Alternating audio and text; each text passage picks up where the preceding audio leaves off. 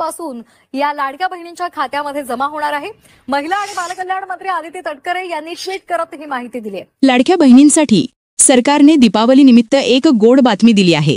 नुकतेच लाडक्या बहिणींना सप्टेंबर महिन्याचे 1500 रुपये त्यांच्या बँक खात्यात जमा करण्यात आलेले आहेत आणि आता सर्व बहिणी ऑक्टोबर महिन्याच्या हप्त्याच्या प्रतीक्षेत आहेत। त्यामुळे सरकारने ही बाब लक्षात घेता सर्व बहिणींना भाऊबीजेच्या अगोदर पैसे देण्याचा निर्णय घेतला आहे। पण त्या अगोदर काही नियम तसेच अटी सुद्धा आहेत, ज्या पूर्ण असतील तरच पैसे येणार आहेत। त्यामुळे आपण सुद्धा ह्या गोष्टी पूर्ण केल्या का नाही ते चेक करून घ्या। सर्वात प्रथम गोष्ट म्हणजे आपली ई-केवायसी पूर्ण आहे का नाही ते बघा। ई-केवायसी पूर्ण असली तरच आपल्याला पैसे येणार आहेत। ई-केवायसी करण्यासाठी लाभार्थी महिलेचे आधार कार्ड व वडिलांचे पतीचे आधार कार्ड घेऊन आपल्याला केवायसी करायची आहे।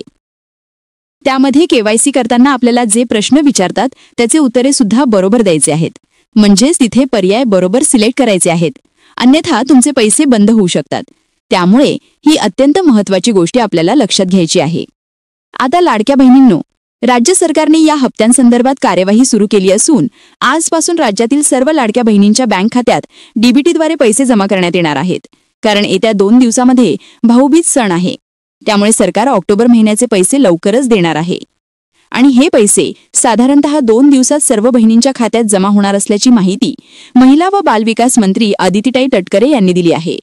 त्यामुळे लाडक्या बहिणींसाठी ही अतिशय मोठी आणि आनंदाची बातमी आहे।